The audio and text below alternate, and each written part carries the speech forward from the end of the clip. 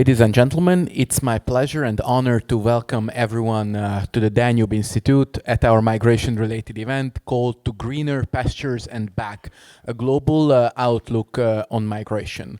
My name is Kristóf Veres. I'm the International Director of the Danube Institute, and today I'm joined by Andreas de Castro Garcia, a visiting fellow at MCC, Beatriz de Leon Cobo, Executive Director of IEAM from Spain, as well as Victor Marchai, Executive Director of the Migration Research Institute at MCC.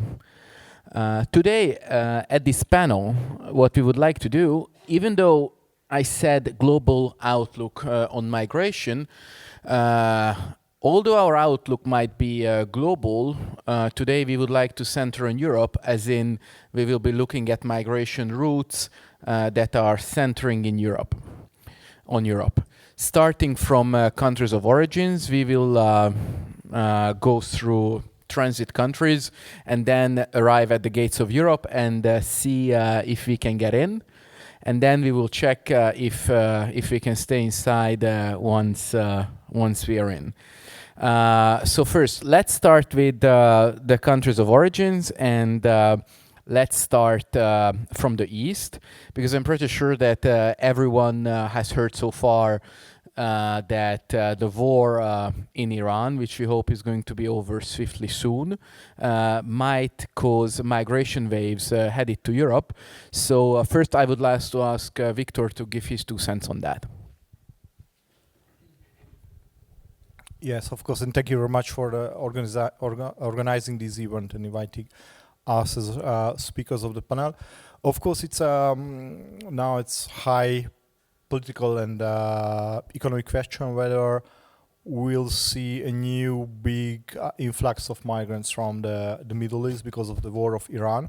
At this point, we are skeptical and saying no. Of course, it highly depends on the length of the crisis, how long the regime managed to sustain, and whether we'll see a full collapse in Iran or not. There are roughly now 2 million IDPs within the country thanks to the war. But you know, if the strike will stop tomorrow, most of them will move back. I think what's a long-term problem is the Afghan refugees and migrant community in the country. So not the Iranians. So according rough estimation, there are 4 million Afghans in the country. And even before the war, the Iranians started to deport them back to Afghanistan, which is not a bright future for these people. Many Afghans have already born in Iran, so they have no any experience on, let's say, the mother country, Afghanistan. And of course, most of them don't want to live under the Taliban rule. So considering these move of the Iranian regime and the economic decline, which will continue in the coming months, definitely, why we are anxious about this Afghan community, that some part of them will start to come to, or will continue to come to Europe. And we have to highlight also that even before the war, Iranians try to reach illegally to the territory of the European Union. The good news is that the Turkish-Iranian border is almost totally closed, so it's not easy to cross illegally. Or the official crossing points, border posts are still open, but definitely Turkey will commit everything to stop a big flow. But as I mentioned, should a big flow like that start from inside of Iran headed west, then the Turkish authorities would try to stop it. So they wouldn't at some point just say, okay, not our problem, let them go. Of course, it will depend on the number of people, because the Turkish can stop, let's say, 100,000 people. They can stop 1 million people. So it's clear. But again, why times matter? Because, you know, civil war started in Syria 2011, 2012. And Europe experienced the big wave of immigrants in 2015. Most people is leaving their own country of origin would like to stay as close as it possible, mainly in the first 1.5 years. So even if there will be a big flow, likely most of them will try to to stay in, let's say, Iraq and Syria, waiting whether there will be, Turkey, waiting whether it's possible to return. Okay, of course, everything can change. Perhaps it will be another scenario. But as I mentioned at this point, I'm more anxious because of the Afghan people in Iran than the Iranian itself. Okay, let's turn to Africa. And first, I would like to ask Andreas to tell us a little bit about the main countries of origin of migration in Africa, and what's the situation there, what changed, what can we expect in the next year or so. Thank you so much for the invitation. It's a pleasure to be here, first of all. When we answer that question, the first thing that we need to understand is fertility rate. And what is the fertility rate in those countries? And how does the pyramid of society look like with a very strong bottom, because the young people are the majority part of the country, unlike in our countries. And then, obviously, we also have to see what is the perceived reality that people in Africa have about the West. And I'm sure that we're going to talk about it also later, but what is the perception of how their life would look like in Spain, right? So we're definitely going to talk about the regularization of migrants, right? So in that situation that there's 7, 8 children per woman, and there's a perception that Spain is giving visas to the people that entered illegally, and that there's that in a way there are countries in the West that are seeking them, right? Because there is an option to, even if illegally, which is a contradiction, but finally settle there and then be able to grow, right? And also the combination of organizations that profit from this idea, right? I have been a PhD supervisor to the head of innovation and strategy of the Dutch National Police, and in his doctoral work, he conducted a lot of interviews with people that are in the office for asylum in the Netherlands, and he noticed that they buy stories. So the same person coming from different parts of the world was saying the same story. Because it works. So if it worked legally in the Netherlands, then same person from Colombia and Afghanistan and Kenya was coming out with the same story. So also the weakness on our side, right? Because we are not aware of what the situation is, so we're not able to take responsibility and manage that situation. Also, together with, you mentioned countries of origin, also with the transit countries, right? Imagine what the situation is of the Spanish government with Morocco, for example.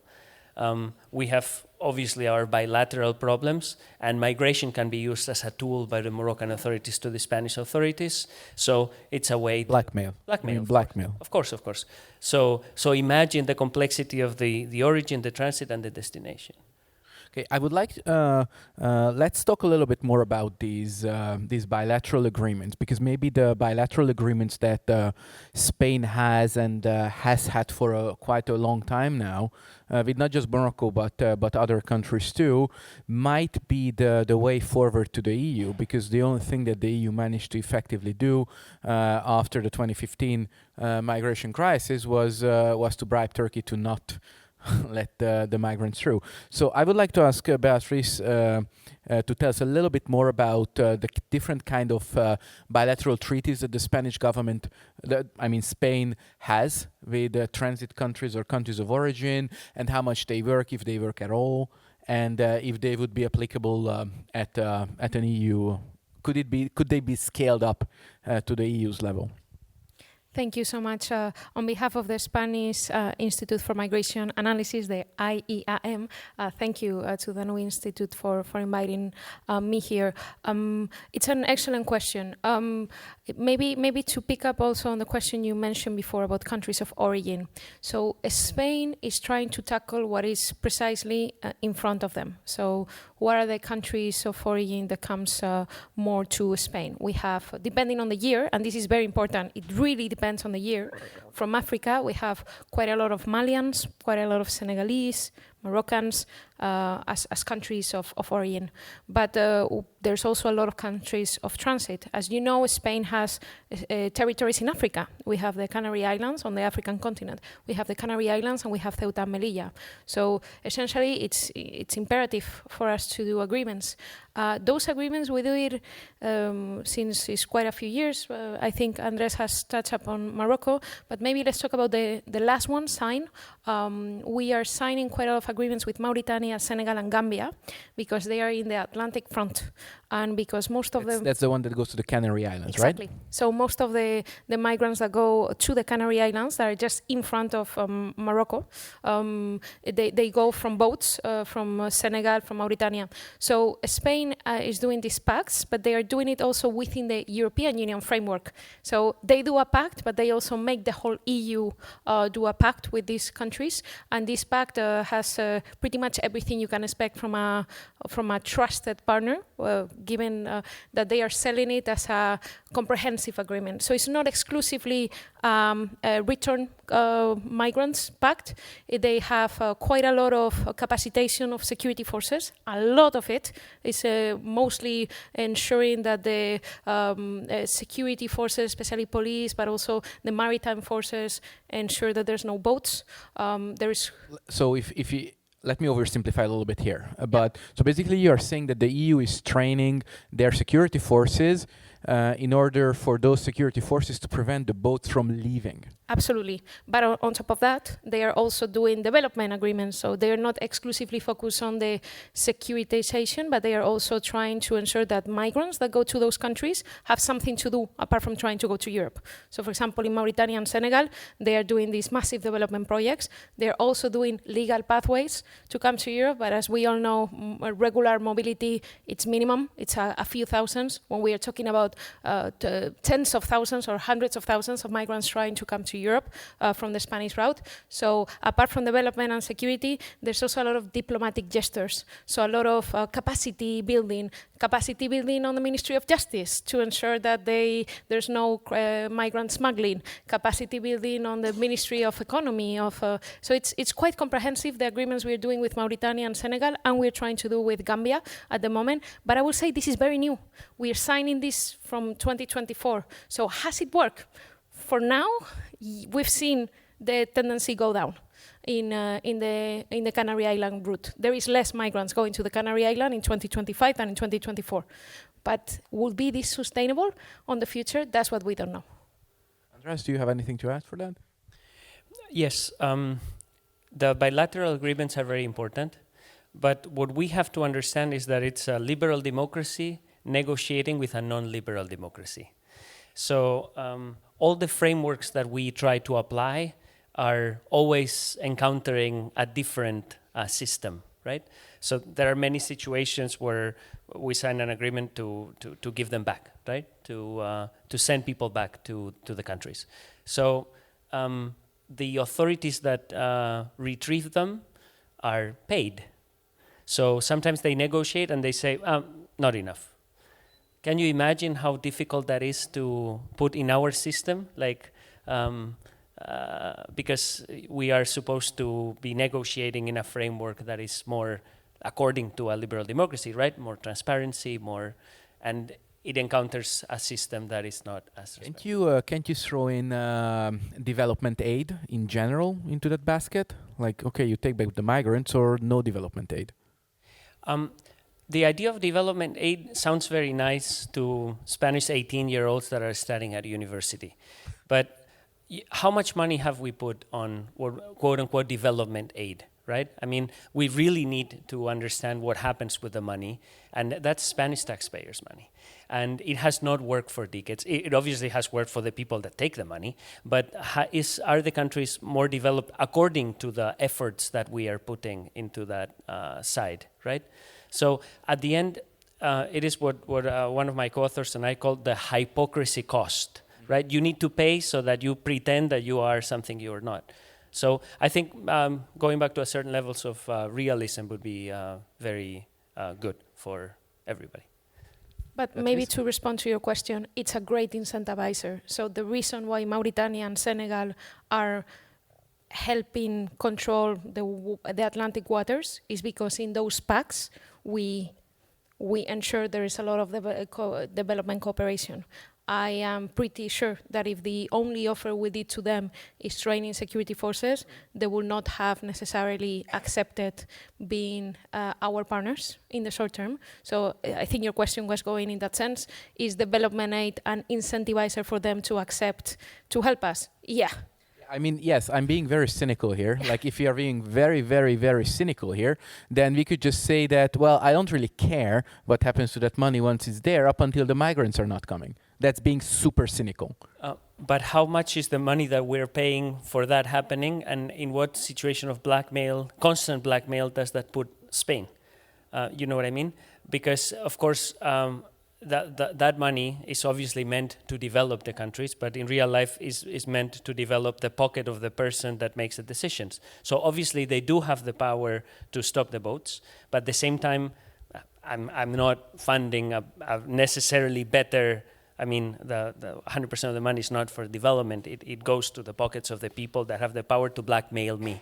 Now, the big question is that the only alternative? Spain can only pay so that people don't leave? Because if we look from the pure human perspective, we're still blocking people from leaving, right? We're doing something that is not good for the person that is trying to leave. Okay, it might seem nicer because we're blocking them in their very country, but is that a good idea? I mean, it depends on how much, where do you draw the line of solidarity, I guess. But Victor, I wanted to ask you, can you think of a way that this developmental aid at a local level could work? Do we have an actual method or framework where we've seen that it can actually make local change? Of course, I'm supporting Hungarian NGOs in Africa, so I have trust in them. It was a loaded question. Sorry. Yes, of course. And I visited different sites in different African countries in this context of humanitarian and development aid. Of course, a fundamental transformation is necessary in some of them.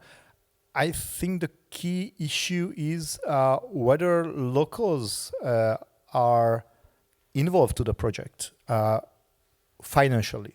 It's a key issue, okay? Because it's common nature of human being. If we get something free, we don't respect it, okay? Because it's coming and going easy. But if local communities are taking a burden of at some level of this development project, it's not so easy, just to forget them.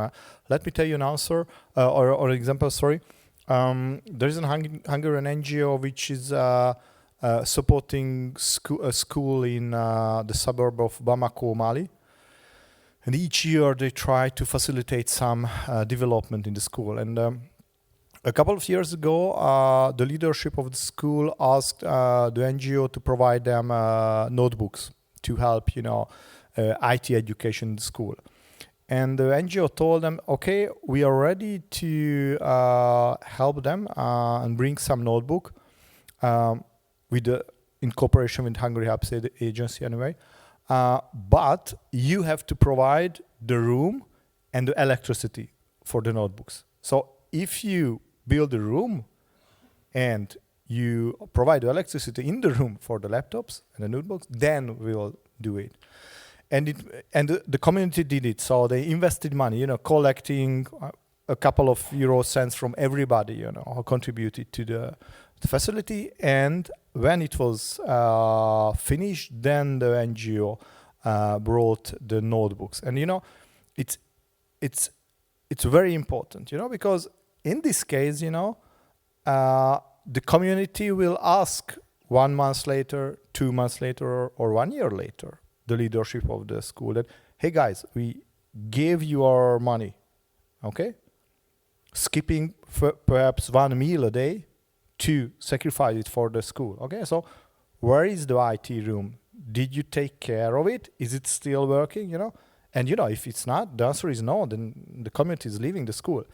So the project is still working on after 5 years because the leadership of the school feel the pressure from the community, not from the NGO, While the other side of the story in this free lunch development and humanitarian assistance that, well, I visited different sites when the notebooks were there under such wide of dust in the middle of nowhere, because there was no electricity, nothing there, no maintenance. Okay, so it's a key issue, and also the sectors are key. My last point, that we are wasting a lot of energy in different projects in Africa, and my basic impression is that if we are investing into only one big projects or sphere, actually job creation, sustainable job creation, it will solve all other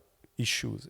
And you know why? Because if the kids has a possibility to get a job after they finish their school, then in most cases the parents, the family will put together the money to do the schools, because they know it's an investment. Yeah, it's painful now, but after, when the kids finish the school, they will have a job in the formal sector. In many cases in Africa, the problem is, that kids are finishing the job, but they know the school, but they have no possibility for neither formal nor informal employment. And so at the end of the day, they decide, don't go to school, but I try to do something around the house to make at least some money. I see that Beatrice wants to add something to that.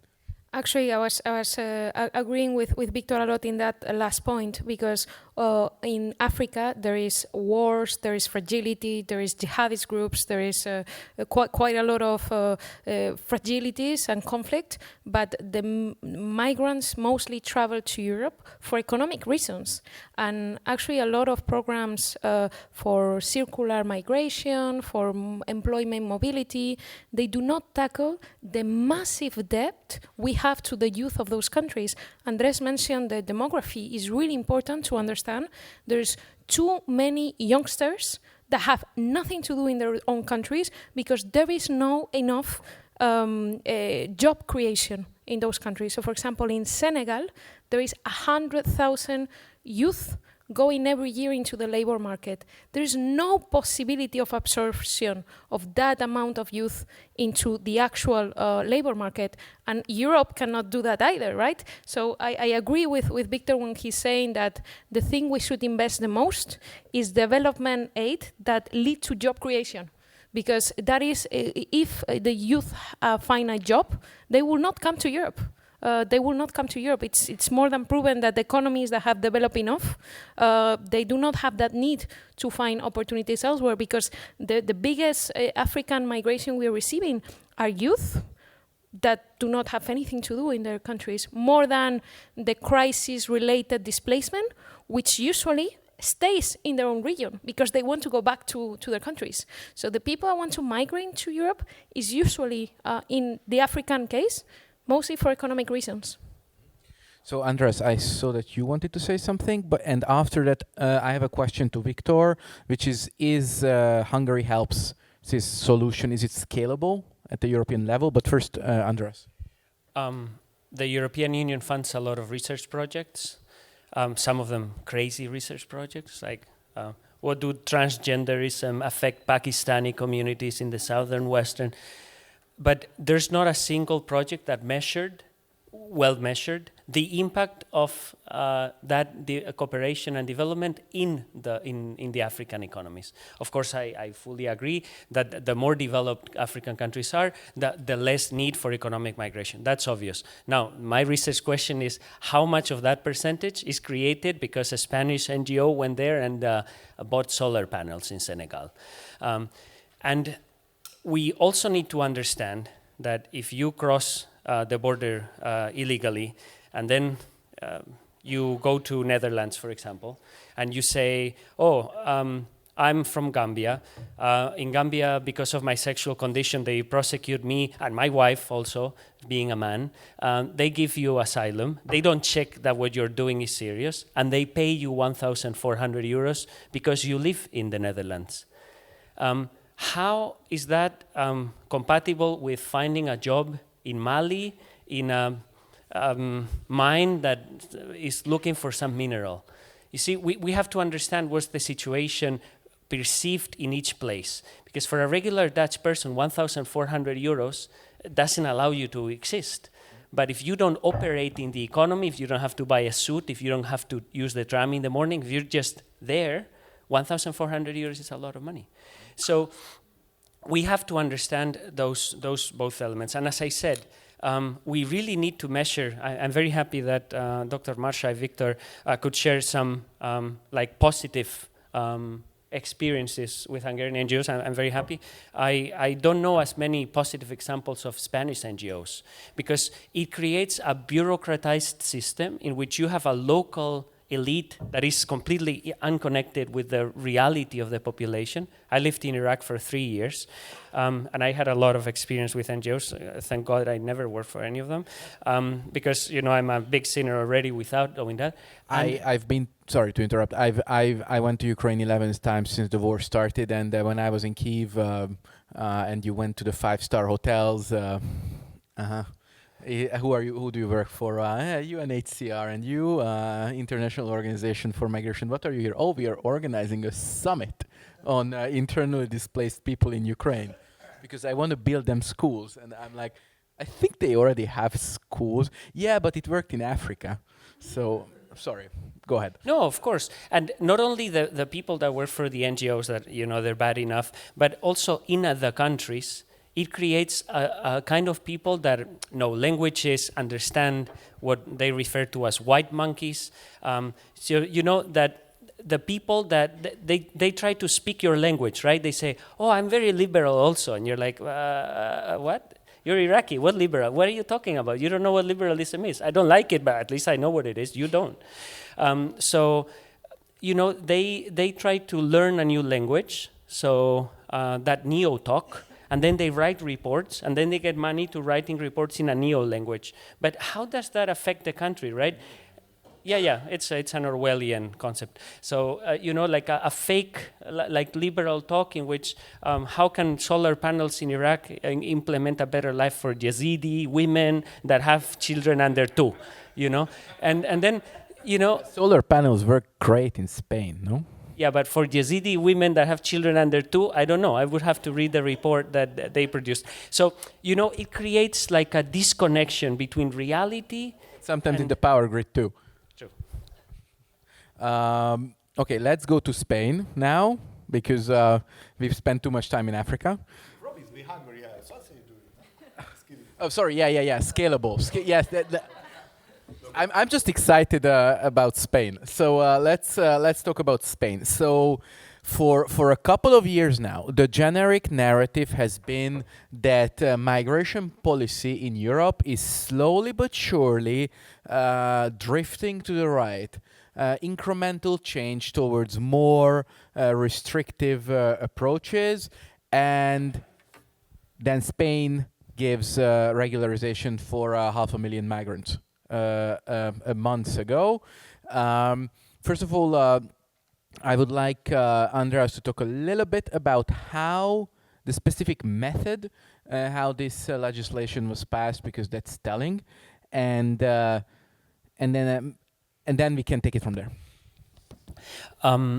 We have to understand that the Spanish government is a coalition between socialists and communists because they lost the elections. So we have a parliamentary system, and then we don't choose our prime minister, the parliament chooses the prime minister.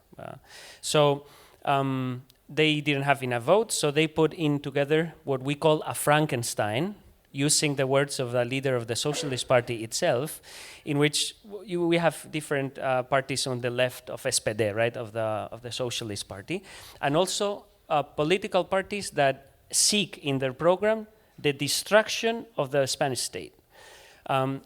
Which is illegal unconstitutional. Catalan separatists. Catalan separatists, Basque separatists. So on paper, they tell you it's like a little bit better than the woke people in the US. They don't chant death to Spain.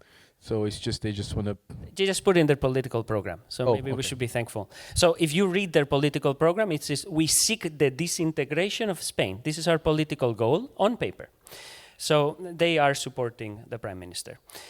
It's very difficult to be a prime minister under these situations, because obviously you have, in the Socialist Party, you have the old center-left, so people that are, not necessarily a pure criminal, they have their political views, but You also have a new Socialist Party that is completely woke, so they can't think.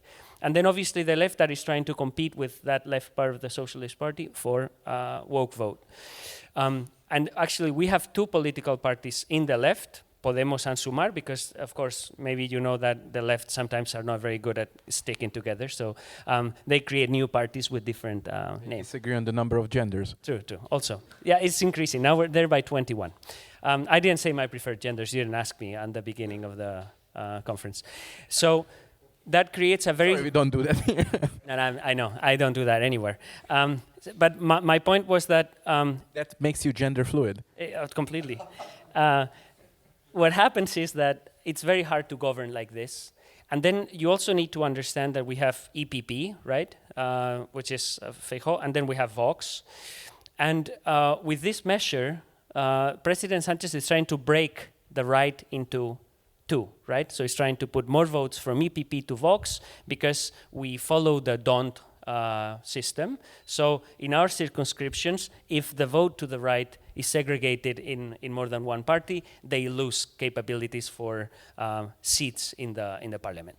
So without understanding that political situation, it's impossible to frame it. And also, they're using media as psyops. So we're paying our own taxes for psychological operations on the media, right? So they are appealing to the niceness of Spanish people and the Catholic roots, right? Oh, we are meant to love everybody, right? So those people that come, we need to be hospitable. You have to understand that they will be integrated in our country. And then, they're just seeking to be Spanish like ourselves. I want to mention that it was only a few months ago that we were able to release statistics on migration and crime. And they were only released in Catalonia and the Basque Country. In the rest, there are no migrants, right? Or very low, very low. They released the real statistics. So rape, for example, North African, many more times than Spanish. Because they wanted still in other regions, they're trying to avoid the discussion that with higher migration from certain countries, the crime is stratospherically higher. I'm talking about 20, 18 times. So they were trying to hide it because they said, what happens if there's a person of good faith that comes from North Africa and he really is not a criminal, and then he is going to suffer the wrong elements of a public policy that takes statistics and numbers into consideration? That would be very unfair to that specific individual. So that's why we don't release data. So basically, just to sum it up, we have the communists, the bad left, the new left, the old left, the woke left, and the death to Spain people in a Frankenstein coalition. And even like that, they couldn't pass this amnesty in a normal way. Exactly. So exactly in the sense of that's what happened. The government felt that there has to be an executive order in place instead of doing it as a usual law to Congress or into even a popular law. The people, they've decided to do an executive law because they didn't have any confidence that the parties will approve it. So it's very important to say in Spain, the executive order are called royal decree. And the royal decree is still not out. So we do not have the final text of the regularization of migrants. We only have a draft. So the last draft is for 3 weeks ago. And what they are trying to do by putting all these drafts out is to see how the public responds and how the other parties respond. So we will probably have a decree in the next 2 weeks. So we will be able to see the last draft very soon that will get approved. The problem with these measures that are done by royal decree is that there's no democratic, right? So the second that they have to go into a law system, because most of our royal decrees needs to get into the law afterwards, obviously the parliament is going to put it out, but the damage will be already done. So the regularization is going to be done in 3 months. In 6 months, it's going to be done, the whole process of regularization. And they have only 3 months to see case by case. So they're doing it as fast as possible to ensure that they cannot undo it if there is elections, where there's going to be elections soon, or if there is any other mechanism. So they are doing it in a rush. They are doing it without consulting to all the spectrum of the political parties. They are doing it in a very autocratic way, in the sense of they are just doing a decree, and they're just putting the drafts out there to see how the public reacts. So actually, from the first to this draft, there's a lot of things that there were issues that this law is trying to solve because of the critics of the publics and the experts. But nevertheless, as you say, it's the process. Why not doing it as a law where you have the input of all the parties? Why not doing it as why do you need to do it as a royal decree? So the EU has already launched an Article 7 procedure, right? No? Yes, but I think it's not. So the European Union is launching an investigation, but has not stopped it. So there was some sort of news, but it was verified that the EU for now is just saying, hold on, if the whole EU is going into another way, so it's doing a migration pact and it's doing return policies, how is that Spain is doing exactly the opposite, and what is going to be the effect of the regularization of 500,000 migrants into the rest of the European countries? But it's not technically illegal for Spain to do it, as it is. No, I mean not the regularization itself. I'm talking about how you can just bypass Parliament. Yeah, you can. In Spain, you can bypass Parliament. The thing is, once you bypass it, you have X amount of months to be able to convert it into a law. So the issue is that that law is never going to be passed. So this is just a patch, right? You do it fast, because you know the law is never. And you can't undo it. And you cannot undo it. That's why it's so quickly. They don't have even a decree, and once the decree is out, they have 10 days, and then 6 months to do the regularization before Congress is going to say, no way, we're going to allow you to do this law. And again, I can go into the details of the regularization law if you want me to, but there are some interesting parts. So it's not black or white, right? There's a lot of gray into the regularization. We've done 6 or 7 regularizations in the past on all kinds of governments, so it's not necessarily a black or white situation. It's the how. Why did we need to do it in such a rush, without consulting, without thinking? Why do we need to do it from one day to the other, knowing that the Parliament is going to just go against it? Well, I really hope that the EU is monitoring the situation with great concern. Let's talk a little bit about, you said the concerning things inside this regularization, and then let's talk about, because Spain has done a bunch of these regularizations before, right? I think this is like the 7th one, and up until 2005, the previous one in 2005. I'm just giving a little bit of context here. So the previous one was 2005, and before that there was usually one every 5-ish years, right? So I would like to ask both of you to, first of all, the context of what happened in the previous ones and what's troubling in this one. Even if you see Spain in this deplorable state, we were an important country for some centuries, right? So we had territories in all continents, and there are hundreds of millions of people that share our values, our religion, our language. In 1998, the Ecuadorian government changed the currency from sucre to US dollar at night without telling anybody. So they woke up in the morning, and instead of sucre, they had dollars. Very, very little amount of money, because they cut the sucres by a lot. And Spain received millions of Ecuadorians that came to Spain, flying, obviously, and the border guard asked them, how long are you planning to stay? And they said, oh, I have my return ticket in 2 weeks. And they said, oh, please come in, and in 2 weeks they stayed. And they have stayed since 1998, 1999. They're Catholic, they speak Spanish, they know very well what Spain is. 3 days after they arrive, they operate in the system. Yes, their music is louder. Yes, their food is different. Yes, they speak different. But they are in our civilization. So we had millions of these people that were illegal immigrants that could not pay taxes, that could not integrate, that could not. That was a massive issue, and I understand the point. Now, there is a research made by the University of Amsterdam, UvA, of the Syrian refugees of 2014 in the Netherlands. It was highly criticized politically. Only 1/3 of those migrants has paid taxes for at least one day. 1/3. 1/3. Yeah, but you just told us that they give like 1,000 something euros for them. Exactly. So they don't pay taxes, but they get the 1,400 euros. So in the case of Spain, I think we need to make the difference between where are these migrants coming from for the national interest of Spain, right? And for the viability of the integration process. There are millions of Ecuadorians holding Spanish passports. Of course, some of them have committed crimes. Of course, some of them are in jail. But if you look at the numbers, we are much more benefited by that type of migration. Filipinos, for example, as you know, Spain dominated the Philippines for 333 years. They're all around Hungary.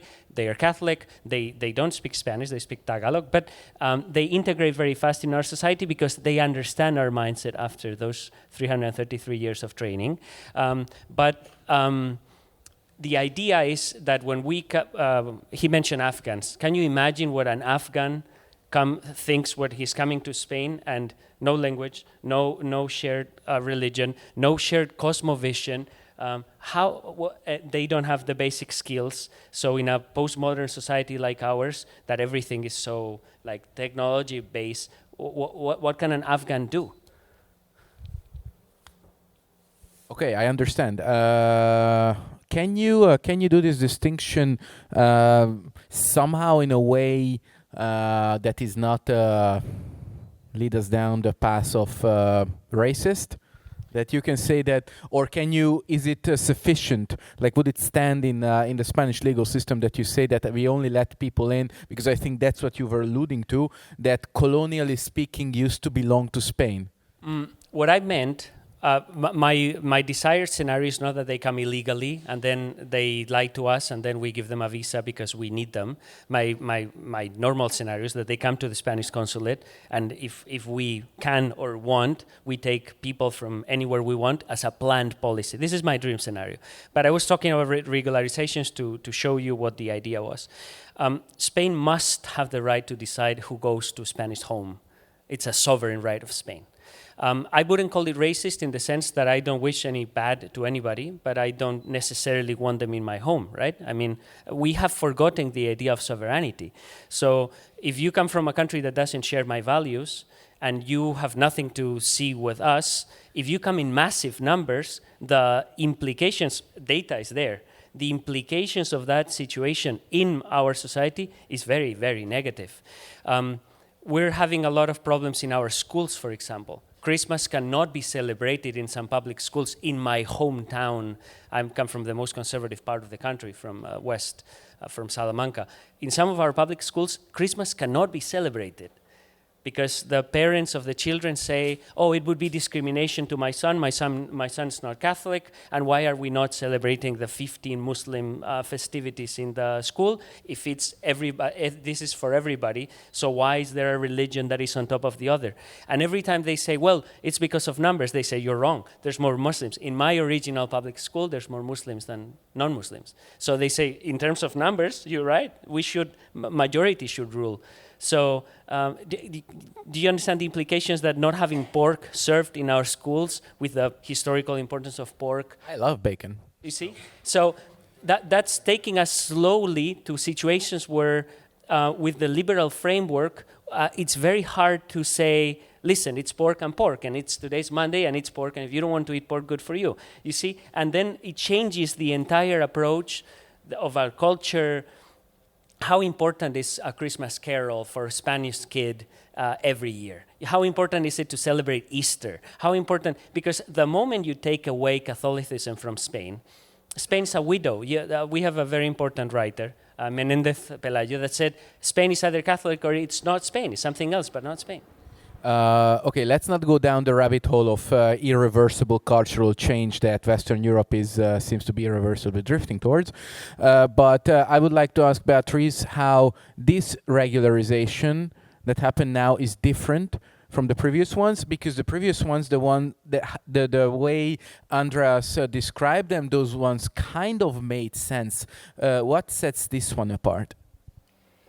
So from a technical point of view, I think, first of all, the regularization has been done in a very fast way, and the criteria were very unorthodox. So, for example, you have to have been in Spain before December 2025 and prove that you've been there for at least 5 months. And then you have to have other criteria, like not having a criminal record in the country of origin or in Spain, and having, there's two processes. The first one is you have to be working or prove that you are looking for work, or there's other exceptions. And then the second one, which is surprising, is you might have come in Spain and asked for the international protection, so from asylum. Then you can also regularize within this new law.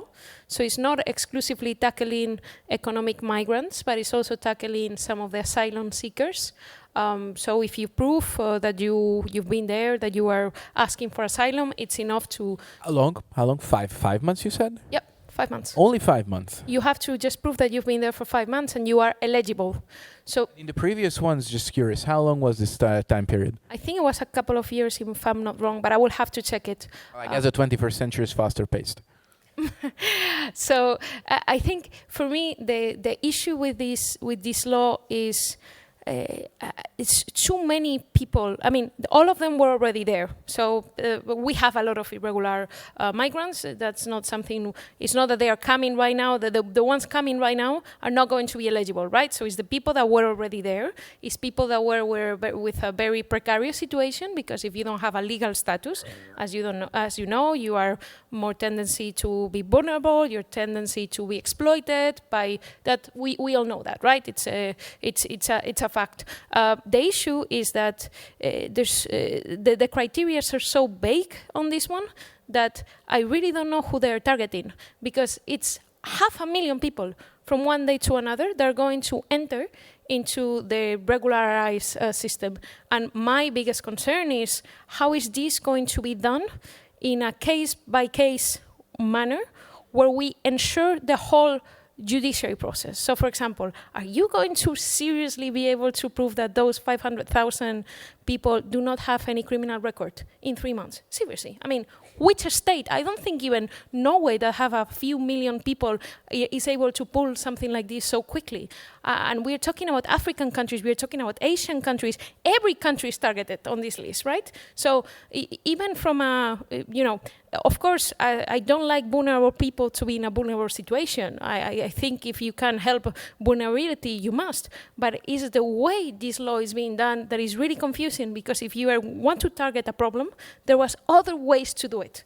And just doing a law in bulk, pass it as an executive order, I think it's pretty problematic. And also, as we've mentioned before, it goes against the European Union new trend. So how is this going to be pulled off within the European Union? And only you have a 1 year. So, for example, what they're doing right now is their 1 year permit. And after that year, what do you do? Can it be, there's a lot of, when a law you can sense that it's not finished, because the law is not finished, actually, like the royal decree is not out yet. So I think all the experts are saying, regardless if you agree or not with the fact that you might have to have regularized some people because they were in a vulnerable situation, 500,000 in 6 months, in a rush by a royal decree, I don't think anyone would accept that. There's too many red flags on the process.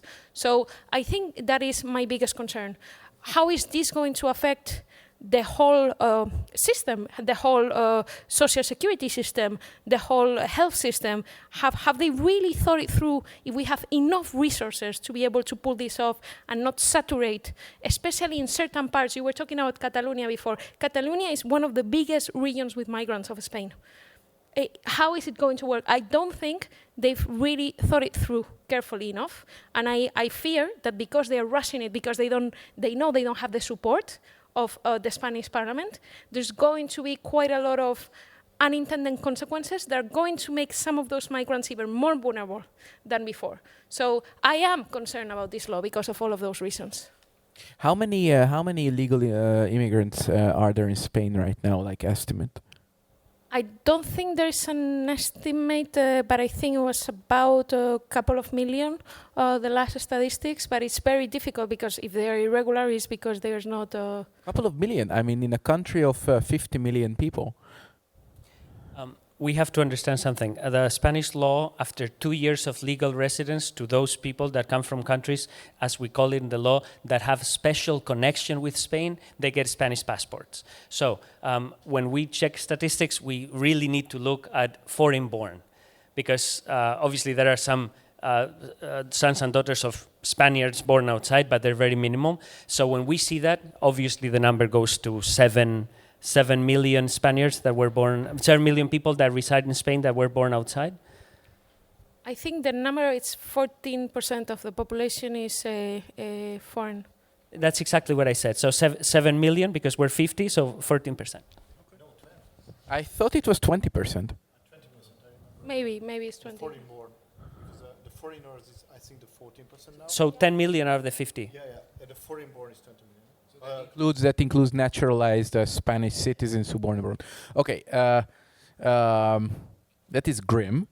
So let's move on to the final topic of today's event, and I also want to allow the audience to ask some questions, which is the EU, and there has been some significant changes at the EU level when it comes to asylum, the application of asylum laws, and two things. One, safe country of origin and safe third country. And I would like to ask Victor to explain these two concepts and why the change is significant.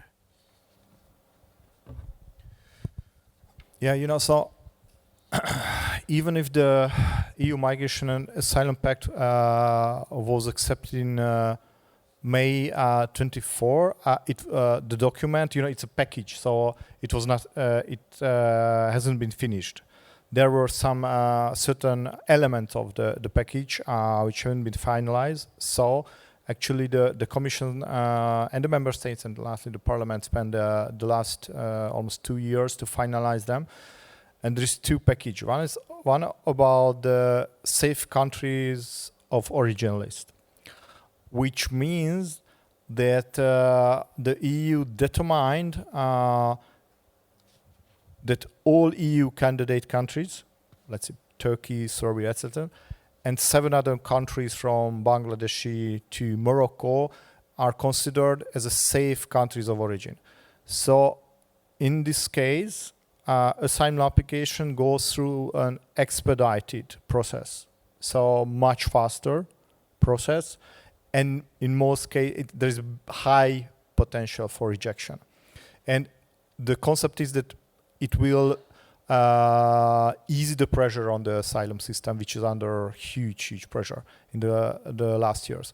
The other is the concept of safe third country, which was the part of the EU legislation and the asylum procedure previously as well. But the criterias were very strict, and it is softened now by the new regulation. What's the key issue? Previously, the applicant had to have a real connection to the country to be determined as a safe third country for her or him.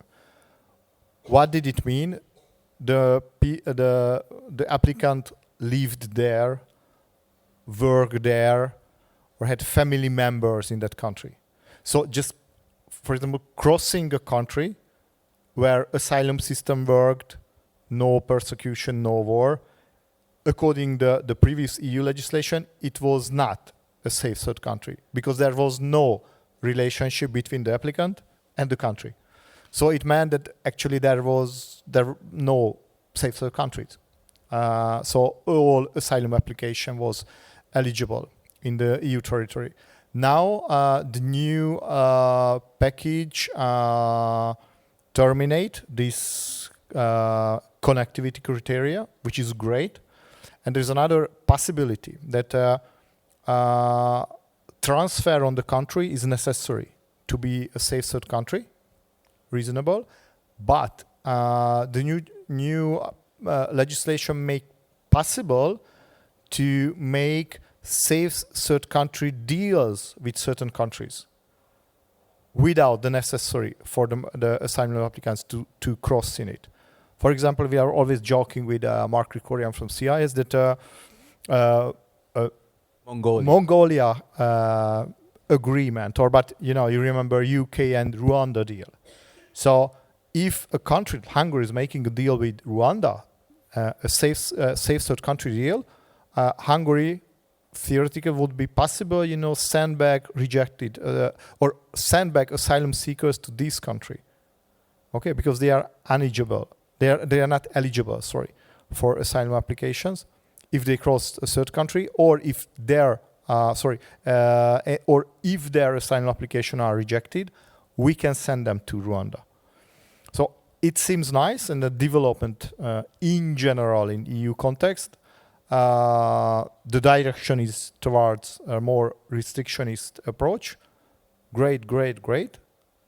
But what is very important that the EU can decide that, okay, this country is safe or it's a transit country, so the application is not eligible, so we are sending back the people. But if this case Morocco is telling, no, we don't take back. That's all. So even if we are doing it from the EU part, that's telling, okay, you have to go back, there's no possibility even to apply for asylum because you cross this safe third country. The country will tell, perhaps no. It's clear in the case of Serbia. According EU law, Serbia is considered even previously a safe third country. Serbia had an agreement with the European Union that it's ready to accept back asylum seekers across Serbia. Wow! But, at the peak of the migration crisis, Serbia suspended the implementation of this law. And that's then over.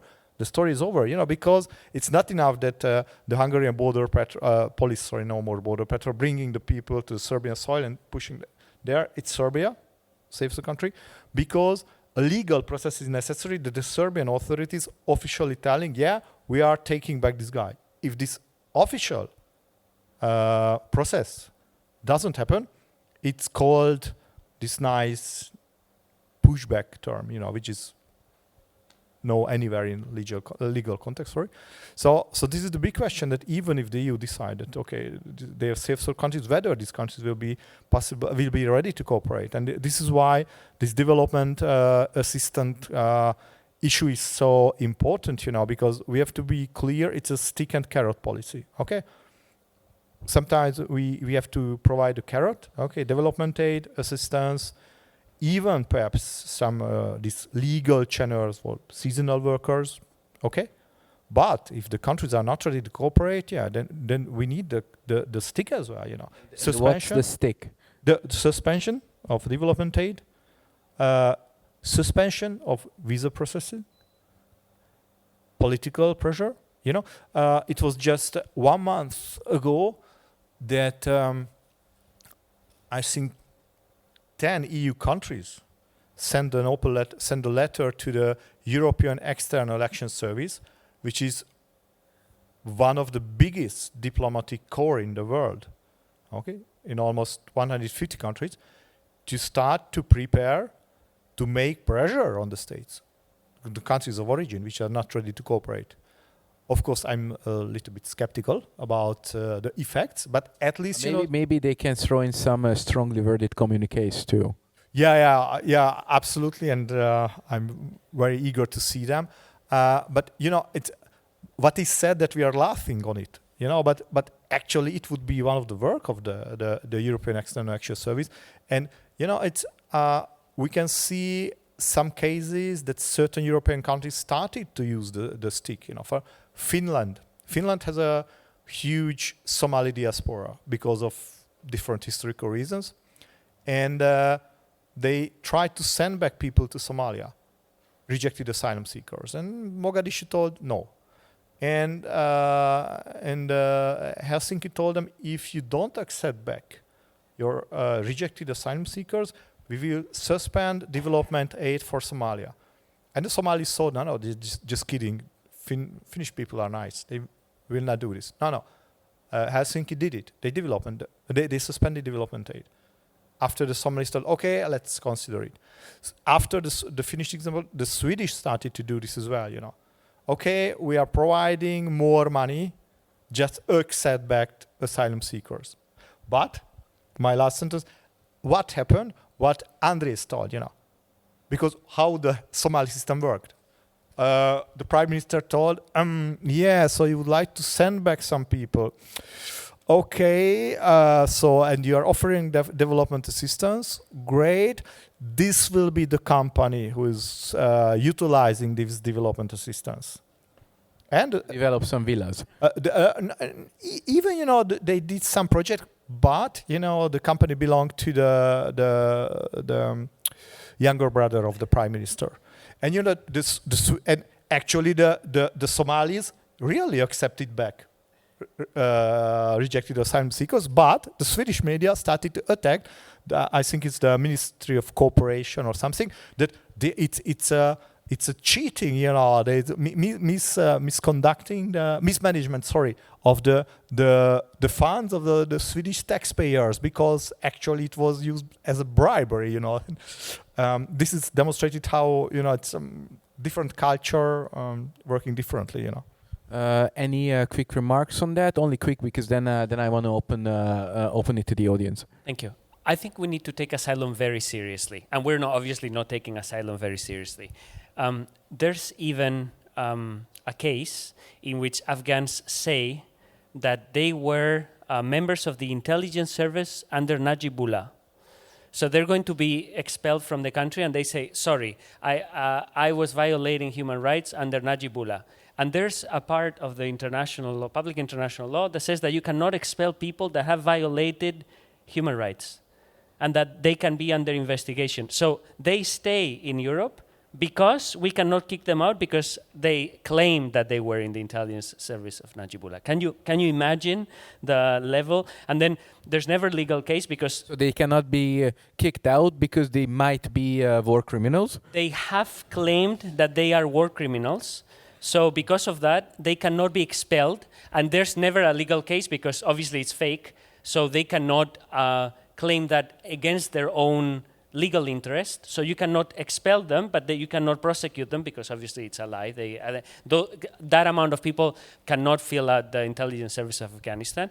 But there are so many cases. When I lived in northern Iraq, the last part, many people said in 2014, they came to Europe, they said, sorry, Daesh is very close to my town. We gave them protection. The day we gave them protection, they went back to northern Iraq.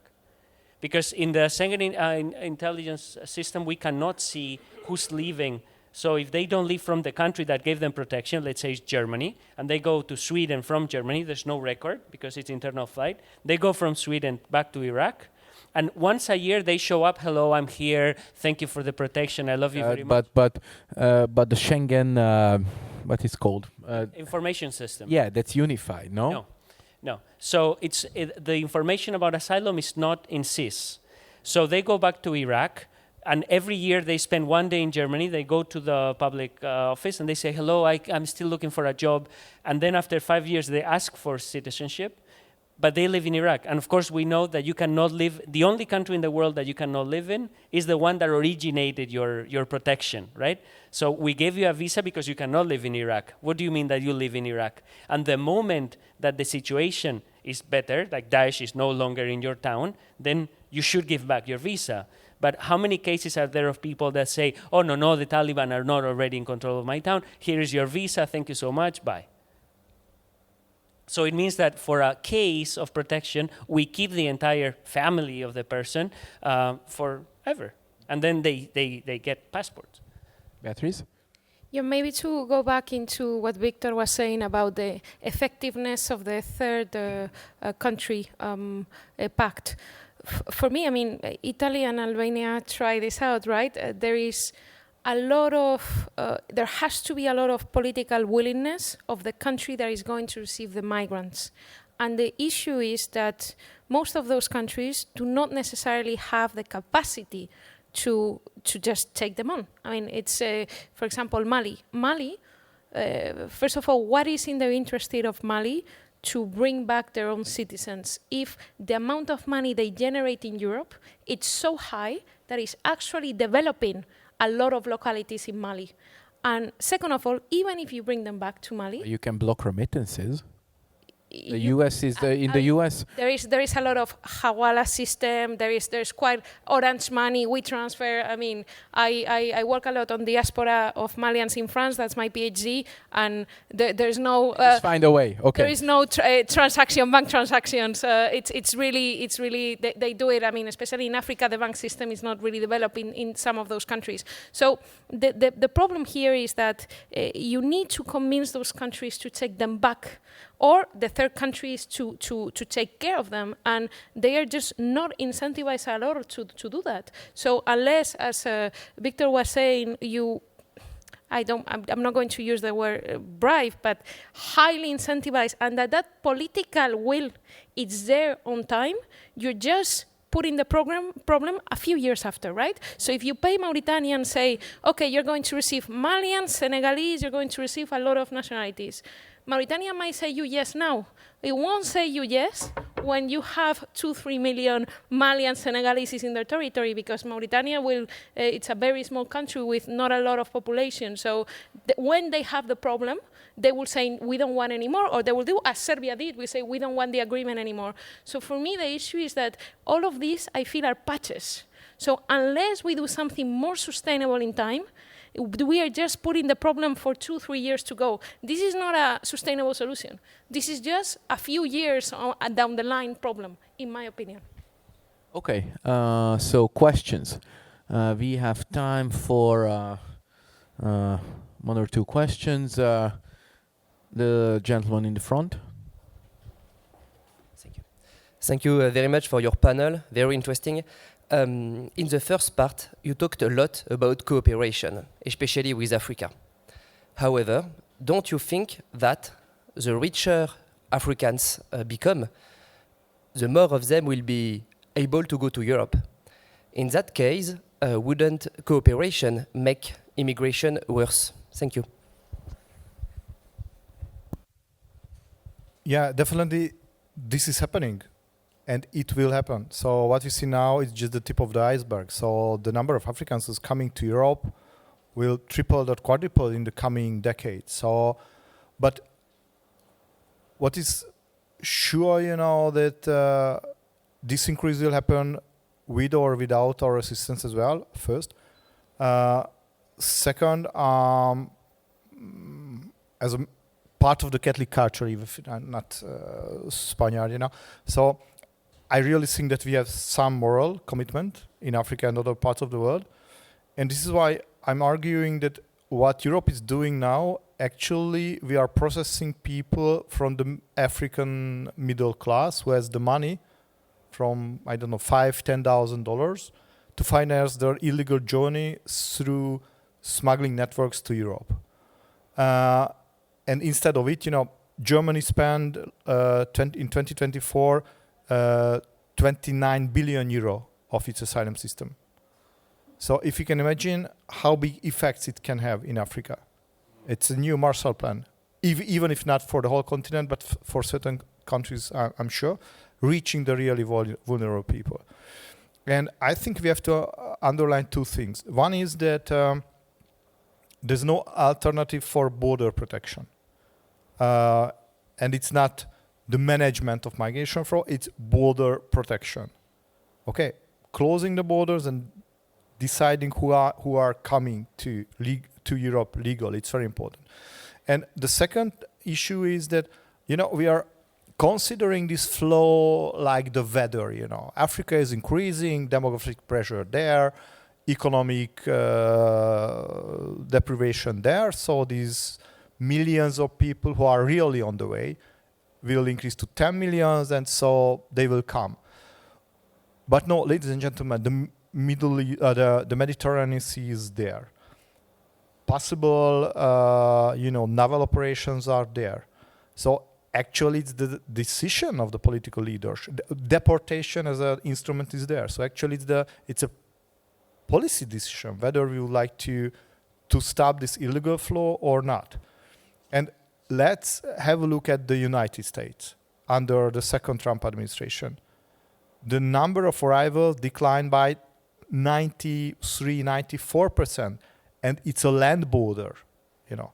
And it happened just because of the message. Nothing changed in the Northern Triangle or, I don't know, Ecuador, okay? So just the message was clear: if you are here illegally, we'll deport you. So I think this is the first step what we can do. And of course, the pressure will be there. It will increase. But the question of how Europe is tackling this crisis. And again, I would like to go back to this last point that most people, even in Africa, when they wake up in the morning, they don't thinking that, oh, this in this ugly country, there is always sunshine, good weather, you know, I understand what these people are telling to me, you know, it's my culture. So I'm fed up with this, go to Europe, you know. My experience in different African countries is if people feel that they have a little bit better life that their parents has, and they have the possibility that their kids will have a little bit better life than what they had, they will stay at home. And this is why it's highly related to this job creation issue. And the last point, you know, it's also a big question that whether people are coming from Africa because they're already part of the middle class, they have the skills, the language, the knowledge, which is perhaps necessary some part of our labor market, or we are letting in people with no knowledge on the language, any useful skills for us, and then who will stay forever in the welfare system. If you guys have nothing to add, then I will take another question from there.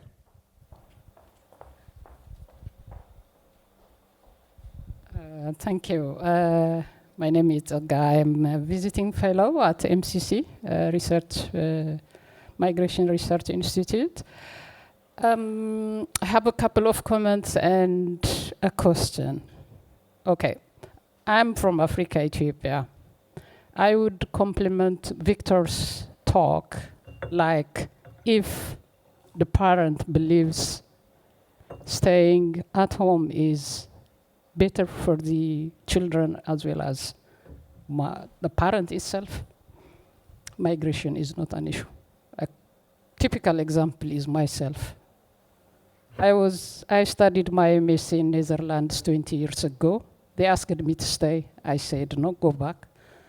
I studied my PhD in Ireland. I have nice friends, professors. They asked me to stay, offered me a job. I said no, because I have better to do back home. The same here, I came for 3 months. I don't have a bank account. Imagine, I sent my salary to the United States because of the EU law. Can you imagine that? I carry cash. It's not because I'm illiterate. It's because the law provides me. But still, I don't have any grudge. It's your rule, it's your country, it's your system. Fine, I agree. Having said this, why is EU hanging itself on development aid? It's a handout. And that handout ends up in the pockets of the hypocritic bureaucrats back in the respective countries. The trickle-down effect is like 0.01%. I don't understand why EU, whenever they convene, they talk about we gave this much aid, the do, and the like. No, they took it as a handout that in their pockets for doing something shady. And that doesn't benefit the public. I would like to underline that. For instance, the Chinese are all over Africa. Their slogan is development cooperation, not development aid. They invest and they share the profit. So I don't mean that there is no corruption. There is plenty of it, but it's by far better than development aid. Can we Number fast two, forward the question? my question is, why is Spain vulnerable to migration, like accepting these millions of illegal migrants every 5 years? What happened? Thank you. There are several reasons, and that's why, and we haven't touched into it, but that's also part why the Spanish right has not been fully against it in several parts. Cheap labor for the countryside, for picking vegetables in the south first. People that don't complain because they can. That's one of the reasons. They can't, I mean, they don't have the legal grounds to do so. That's one of the reasons. And second reason, you see, that's how the Spanish left and the Spanish right are together in this business, some part of the Spanish right and some parts of the Spanish left. And the left, out of naivete, right? Oh, yeah, we're helping this poor Malian, you know, he's exploited, working 19 hours a day from Monday to Sunday, but I feel so good that I'm welcoming them in my country. And so, you see, the two combinations. We all have to understand that naivete is like our middle name, right? So we don't understand the world. We don't want to understand the world. We want the world to fit what we see on the news on state television at 9 p.m. And you touch on some important issue on the corruption of the idea. And you mentioned China. I mean, aren't they developing when they go to projects? Aren't they seeking a win-win? But we seek to feel good. Oh, yes, I'm a terrible person, but I gave 5 euro cents to this poor child in the... So that's the idea. And the liberal framework, right? We pay you if you share my liberal ideas. We did that in Afghanistan for 20 years. So we went to the Taliban and said, aren't you liberal? Don't you love me? And for 20 years, they were loving us in exchange for money. But the day we left, the day President Biden said, do domu, do vicenia, that day, there was a discussion in Spanish media. How long will the civil war in Afghanistan last between the liberal Afghans, and the Taliban? Oh, the son of the lion of Peshawar, he's a real liberal, he's really liberal. 0 shots. Why? Because there's no liberals in Afghanistan. But if you pay Afghanis a lot of money, they are liberals, rhinoceros, mammoths, they can become whatever you want. But the liberals are so ideologized that they seek this. They're like, aren't you a liberal? Yes, everybody's happy. We're all liberals. We're among friends here. Well, I think that was actually a very good final word. Anything else to add? Okay, then we unfortunately ran out of time. So I will have to wrap this event here, and thank you very much for our esteemed speakers for joining us, and thank you for the Migration Research Institute for co-hosting this event. Well, feel free to approach our speakers when they stand up. Thank you.